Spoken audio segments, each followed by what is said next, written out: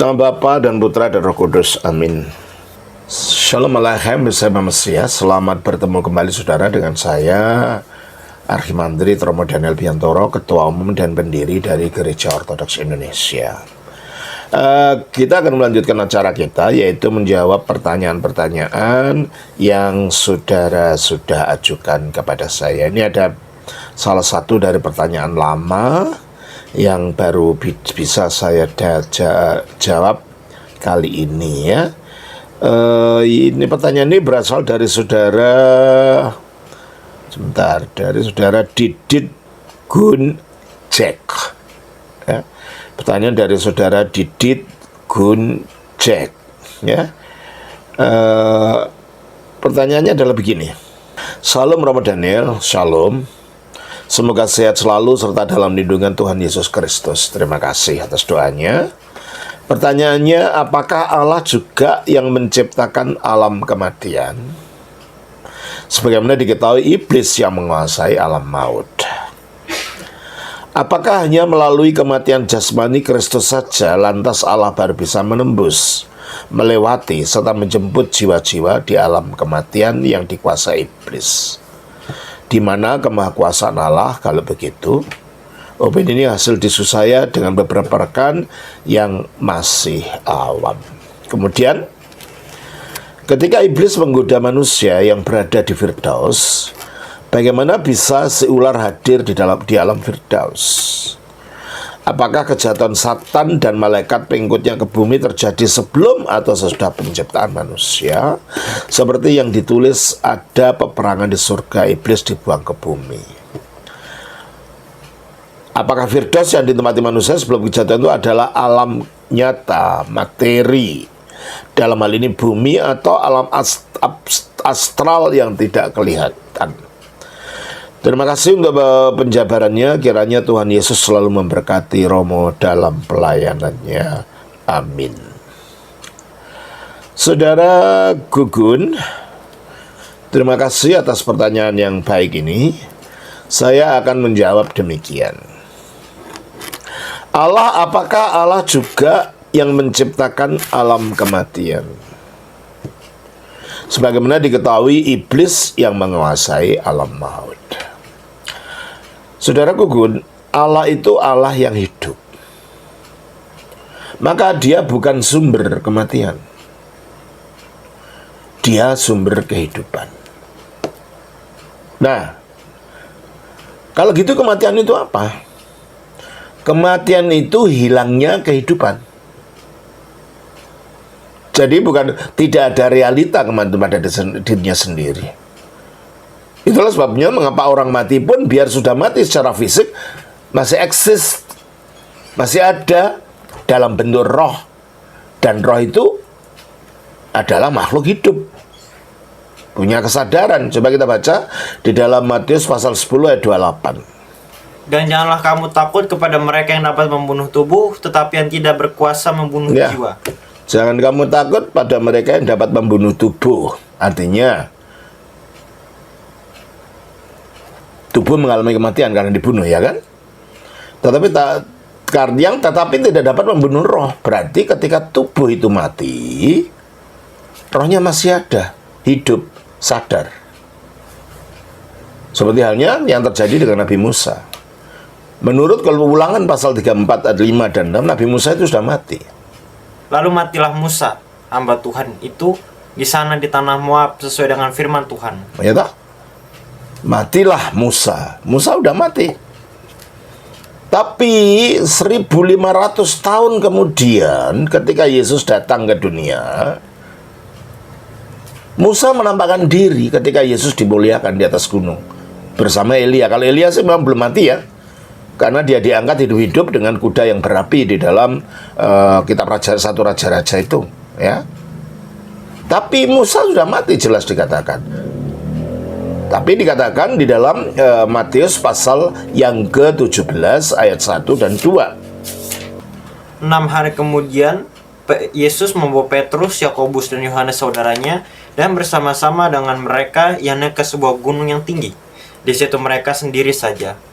Lalu Yesus berubah rupa di depan mata mereka, wajahnya bercahaya seperti matahari, dan pakaiannya menjadi putih bersinar seperti terang. Maka nampak kepada mereka Musa. Berarti meskipun fisiknya di kacamata manusia, Musa itu sudah mati, ternyata dalam wujud roh dia masih ada, masih hidup. Berarti sebenarnya kematian itu tidak ada sebagai suatu entitas, sebagai suatu realita. Kematian itu hanya ketika kehidupan itu hilang, pergi dari tubuh. Tapi hilangnya itu bukan terus lenyap. Lenyap tidak ada, tetap ada dalam wujud roh yang hidup. Berarti kalau gitu yang ada itu hidup. Kalau gitu kematian bukan bagian dari ciptaan Allah, sebab Allah itu hidup dan dia hanya menciptakan yang hidup. Lah kalau gitu kematian datang dari mana? Ya, kematian itu datang dari ketiadaan hidup akibat dari manusia terputus dari sumber hidup, yaitu Allah, melalui dosa. Karena manusia memberontak dan tidak taat kepada Allah, sehingga dia hubungannya terputus dari Allah, sehingga rohnya terputus dari kehidupan Allah itu sendiri. Dan itulah yang dikatakan dalam Kejadian pasal 2 ayat yang ke-16, 17. Lalu Tuhan Allah memberi perintah ini kepada manusia. Semua pohon dalam taman ini boleh kau makan buahnya dengan bebas. Tetapi pohon pengetahuan tentang yang baik dan yang jahat itu, janganlah kau makan buahnya. Sebab pada hari engkau memakannya, pastilah engkau mati.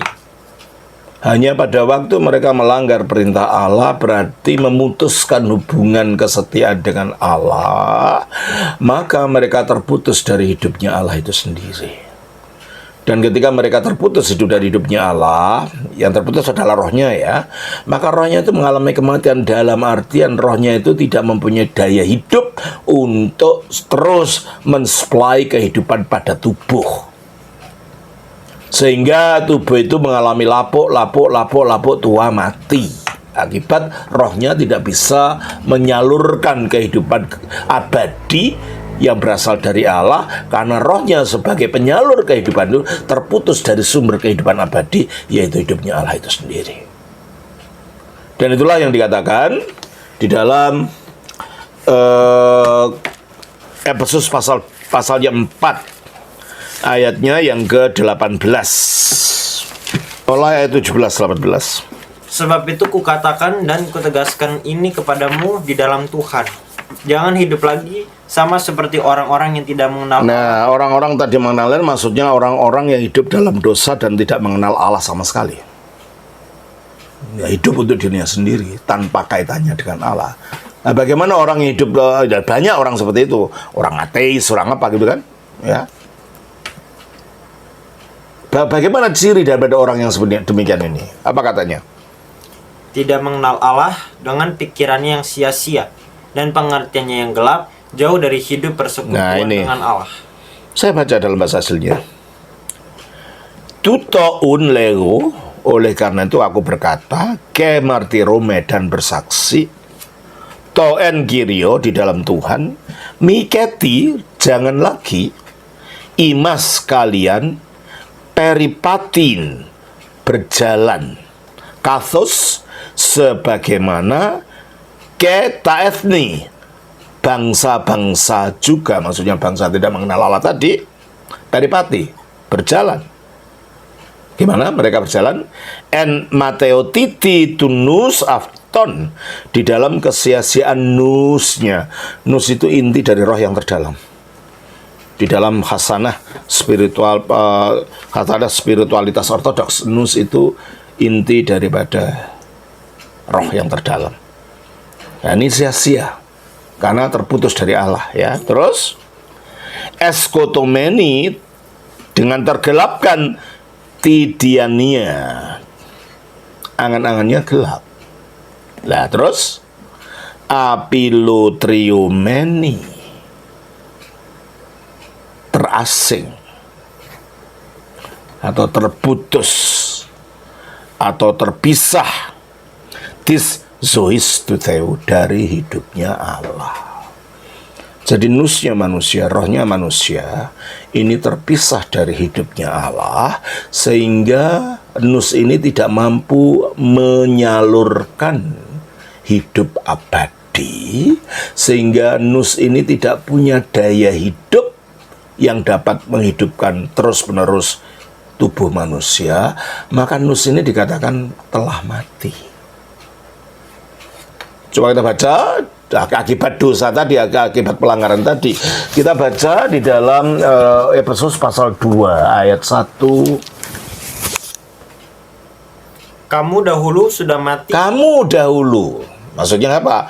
Orang-orang Efesus itu dahulu ya hidup sih secara fisik, ya, sebelum percaya Kristus, ketika hidup tanpa Allah, ya. Kamu dahulu sudah mati. Nah, berarti yang mati apanya? Rohnya, bukan tubuhnya. Berarti roh ini dalam status mati, tidak punya daya hidup karena terputus dari hidupnya Allah tadi. Ya, kamu dahulu sudah mati, terus karena pelanggaran-pelanggaran dan dosa-dosa. Ya, dosa-dosa itu yang membuat manusia putus dari Allah, membuat hidupnya Allah terputus dari rohnya manusia, membuat roh ini tidak dapat memberikan hidup abadi kepada tubuh, sehingga tubuh menjadi tua, akhirnya menjadi mati. Tapi kematian itu diakibatkan kematiannya roh itu sendiri. Nah, kalau matinya tubuh itu menjadi lapuk dan rusak dan ya, akhirnya menjadi tanah. Kalau matinya roh, karena roh itu tercipta dari energi, tidak mungkin rusak, energi tidak bisa rusak. Hanya dayanya saja tidak ada. Ya, bayangkan seperti bensin gitu ya, masih kelihatan bensin di botol gitu, tapi tidak punya daya bakar. Kita katakan apa bensin itu? Bensin yang mati. Jadi bensinnya hanya seperti air, tidak punya daya bakar. Rohnya masih ada, hanya tidak punya daya hidup lagi. Itulah akhirnya menyebabkan roh ini tidak mampu memberikan hidup pada tubuh, dan itulah munculnya kematian. Jadi pertanyaannya, apakah Allah menciptakan alam kematian? Ya enggaklah. Allah tidak menciptakan kematian. Ya. Tapi kematian itu akibat daripada hilangnya hidup yang diciptakan Allah dari rohnya manusia. Nah, sebenarnya apa yang terjadi? Apa yang membuat manusia akhirnya terputus dari hidupnya Allah? Karena tipuan iblis. Coba kita baca di dalam Kejadian 3. Setelah ada perintah Allah, jangan kau makan dan semuanya tadi. Kejadian pasal 3 ayatnya yang ke-1 sampai 6. Adapun ular ialah yang paling cerdik dari segala binatang. Adapun ular, ini adalah iblis, adalah yang paling cerdik, karena ular itu atau iblis itu diciptakan penuh kebijaksanaan, ya, dari segala digambarkan binatang yang melata, ya. Yang paling cerdik dari segala binatang di darat yang dijadikan oleh Tuhan Allah. Terus Ular itu berkata kepada perempuan ini, tentulah Allah berfirman, semua pohon dalam taman ini jangan kau makan buahnya, bukan? Ya. Lalu Tentulah Allah mengatakan kepadamu dari semua pohon itu jangan kau makan buahnya, bukan? Diciptakan rasa ragu-ragu dalam pikiran Hawa, supaya mempertanyakan perintahnya Allah, padahal Allah kan tidak berintah begitu. Dan iblis menaburkan benih ragu-ragu, maka mendapat respon dari Hawa. Apa? Lalu sahut perempuan itu kepada ular itu, buah pohonan dalam taman ini boleh kami makan, tapi tentang buah pohon yang ada di tengah-tengah taman, Allah berfirman, jangan kau makan ataupun raba buah itu, nanti kamu mati. Nah, akibat daripada dia rela untuk berkomunikasi dengan iblis yang memang tujuannya ingin menipu manusia, akhirnya Hawa jatuh kepada kekeliruan. Coba bunyi perintah dalam Kejadian 2:17 tadi apa? Tetapi pohon pengetahuan tentang yang baik dan yang jahat itu janganlah kau makan buahnya. Jangan kau makan buahnya. Terus? Sebab pada hari engkau memakannya pastilah Perintahnya cuma itu, jangan kau makan. Tapi apa yang kata Hawa? Lalu sahut perempuan itu kepada ular itu, buah pohon-pohonan dalam taman ini boleh kami makan, tetapi tentang buah pohon yang ada di tengah-tengah taman, Allah berfirman, jangan kau makan ataupun raba buah. Dari mana kata-kata koraba itu? Koraba itu adalah lubang jebakan yang membuat Hawa mendustakan firman-Nya Allah, menambah-nambah firman-Nya Allah, dan ketika dia telah terjebak, berarti dia telah berdosa. Iblis mempunyai titik pijak dalam pikiran dan hati Hawa untuk menipu lebih lanjut. Makanya setelah Hawa mengatakan itu, jangan kau raba, maka selanjutnya apa? Tetapi tentang buah pohon yang berada di tengah-tengah Allah berfirman, jangan kau makan ataupun raba buah itu, nanti kau makan mati. Terus? Tetapi ular itu berkata kepada perempuan itu, sekali-kali kamu... Nah, setelah ragu-ragu, setelah sekarang diberi dusta, sekali-kali kamu tidak akan mati. Tidak akan mati. Padahal Allah mengatakan kamu akan mati. Berarti iblis ini akhirnya memfitnah Allah. Allah itu bohong sama kamu. Enggak, kalau aku mati, kamu mati. Nah, ini makhluk kurang ajar menghujat Allah, mengatakan Allah itu bohong, jangan percaya, kamu nggak akan mati, nggak. Terjebak sudah dia. Terus?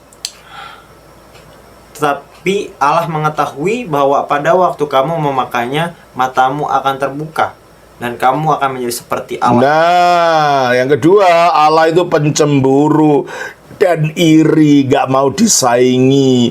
Kamu akan menjadi seperti Allah.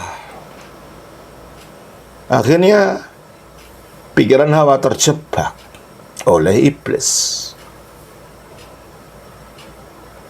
Padahal sebenarnya ini kata-kata dia Hawa dan Adam melalui Hawa, Adam ditipu bahwa kamu akan menjadi Allah. Ingin menjadi Allah tanpa Allah. Padahal Allah memang menciptakan manusia menurut gambar dan rupanya. Tujuannya menurut gambar artinya dalam diri manusia itu refleksi sifat-sifatnya Allah. Menurut rupa manusia itu akan menjadi seperti Allah. Kalau saja manusia tidak mendengarkan suara iblis dan dalam ketaatan, pelan-pelan dia berkembang akan menjadi seperti Allah, ikut ambil bagian dalam kodrat ilahi. Itulah yang dikatakan dalam 2 Petrus 1 ayat 4. Dengan jalan itu, ia telah menganugerahkan kepada kita janjian yang berharga dan yang sangat besar, supaya olehnya kamu boleh mengambil bagian dalam kodrat ilahi. Boleh mengambil bagian dalam kodrat ilahi. Itulah tujuan manusia diciptakan. Nah sekarang janji Allah ini, rencana Allah bagi manusia itu dibuang. Sekarang mendengarkan iblis, kamu akan menjadi seperti Allah tanpa Allah. Iming-iming yang sebenarnya sudah disediakan Allah bagi manusia, tapi ini iming-iming dusta. Kamu akan menjadi seperti Allah, tapi harus percaya pada aku. Kamu harus mengikuti aku. Bukan taat pada perintahnya Allah, pada rencana Allah bagi dirimu. Akhirnya apa yang terjadi? Perempuan itu melihat bahwa buah pohon itu baik untuk... Kena sudah. Perempuan itu melihat bahwa buah pohon itu baik untuk dimakan dan sedap kelihatannya. Lagi pula pohon itu menarik hati karena memberi pengertian. Terus? Lalu ia mengambil dari buahnya dan dimakannya dan diberikannya juga kepada suaminya yang bersama-sama dengan dia. Nah, disitulah manusia kena terjebak, tunduk pada iblis, sekarang menjadi mangsanya iblis. Kok tidak langsung gedebuk mati, Romo? Matinya di rohnya dulu. Matinya berasal dari dalam. Tapi benih kematian sudah masuk. Buktinya setelah manusia makan ini, manusia jatuh kepada ketidaktaatan ini, Allah mengatakan kalau tadinya manusia diciptakan dari debu tanah dengan diembusi oleh nafas hidup. Di dalam Kejadian 2:7, nafas hidup itu adalah energi ilahi. yang akan membuat manusia itu akan menjadi seperti Allah itu. Sekarang akibat mendengarkan pada iblis, benih kematian. Kalau tadinya dari tanah untuk menjadi kehidupan, sekarang ini menukik kembali kepada tanah, berarti mengalami kematian. Kita baca dalam Kejadian 3 ayat 29, ayat 19. Dengan berpeluh engkau akan mencari makananmu sampai engkau kembali lagi menjadi tanah. Sampai engkau kembali lagi menjadi tanah. Padahal tadinya teruskan. Karena di hari situlah engkau diambil, sebab engkau debu dan engkau akan kembali menjadi debu. Ya, sebab engkau debu menukik kembali kepada debu tadinya. Engkau debu dengan dihembusi nafas ilahi, engkau akan menjadi abadi, engkau akan ikut ambil bagian di dalam kodrat ilahi. Disitulah kematian muncul. Nah, karena kematian muncul itu akibat manusia terjebak oleh iblis, maka otomatis sekarang yang berkuasa atas manusia, dia yang telah menang pada manusia dalam tipuannya ini, yaitu iblis. Sehingga kalau tadinya manusia itu mempunyai otoritas atas alam ini sebagai rajanya alam, Allah memberikan mandat kepada manusia untuk menguasai alam, untuk menjadi rajanya alam. Coba kita baca Kejadian 1 ayat 29, 28-29. Allah memberkati mereka, lalu Allah berfirman kepada mereka, beranak cuculah dan bertambah banyak. Menuhilah bumi dan taklukkanlah itu. Penuhilah bumi dan taklukkanlah itu. Jadi siapa yang mendapat otoritas atas ciptaan Allah ini? Manusia. Nah, kita baca juga di dalam Mazmur pasal 8 ayat 6.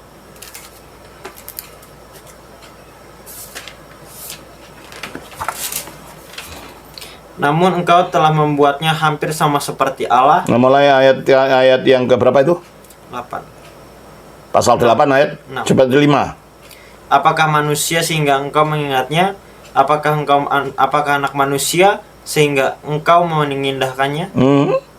Namun engkau telah membuatnya hampir sama seperti Allah. Ya, engkau membuatnya hampir sama seperti Allah karena dia diberi otoritas.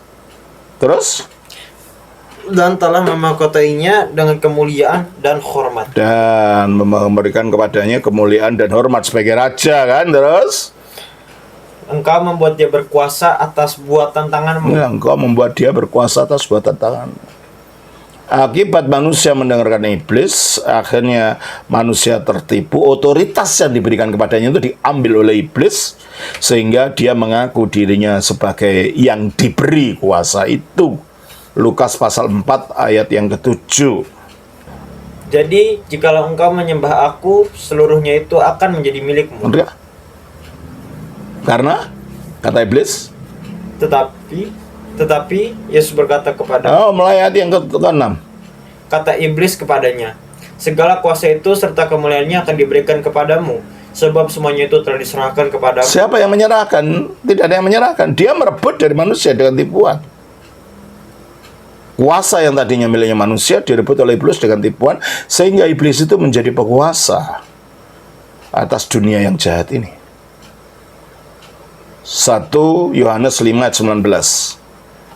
Jika kita tahu bahwa kita berasal dari Allah dan seluruh dunia berada di bawah kuasa si jahat. Sekarang seluruh dunia di bawah kuasa sejahat. Dan akhirnya bukan saja otoritas yang diberikan Allah pada manusia diambil oleh iblis, karena manusia tunduk pada suara iblis tapi menolak perintah Tuhan, akibatnya mengalami kematian. Otomatis manusia di bawah kuasa iblis, dibawa menjadi penguasa kematian, alam kematian bagi manusia. Seperti yang dikatakan di dalam Ibrani pasal 2 ayat yang ke-14. Karena anak-anak itu adalah anak-anak dari darah dan daging, maka ia juga menjadi sama dengan mereka dan mendapat bagian dalam keadaan mereka. Oke. Supaya oleh kematiannya ia memusnahkan dia, yaitu iblis yang berkuasa atas maut. Iblis yang berkuasa atas maut akibat daripada manusia mendengarkan iblis tadi, ya. Jadi sebenarnya otoritas itu milik manusia, tapi karena manusia mendengarkan suara iblis, ya, Akhirnya dia di bawah kuasanya iblis. Jadi kalau begitu, Allah tidak menciptakan alam maut. Alam maut datang akibat kehidupan yang terputus dan otoritas yang hilang akibat manusia mendengarkan suaranya iblis. Sehingga sekarang bukan saja alam jahat ini dikuasai iblis, alam maut dikuasai iblis, dan kalau orang mati juga berada di bawah kuasa iblis ini. Jelas ya? Jadi penyebab adanya neraka, adanya alam maut adalah ketidaktaatan manusia dan makhluknya, terutama iblis awalnya, ya, yang akhirnya kehilangan hidupnya Allah sehingga ada di alam yang kematian itu. Jadi alam kematian itu muncul akibat keterputusan makhluk dari hidupnya Allah itu sendiri. Jelas ya, saudara Didia? Nanti pertanyaan berikutnya akan saya jawab lagi, karena ini terlalu panjang. Saya kira itu pertanyaan pertama, apakah Allah menciptakan alam maut? Dari kacamata ajaran Alkitab, tidak. Alam maut muncul akibat manusia, makhluk, terutama manusia, terputus dari hubungan dengan hidupnya Allah akibat ketidaktaatannya. Semoga ini berkat, Tuhan berkati. Shalom. Nama Bapa, Putra, Roh Kudus. Amin.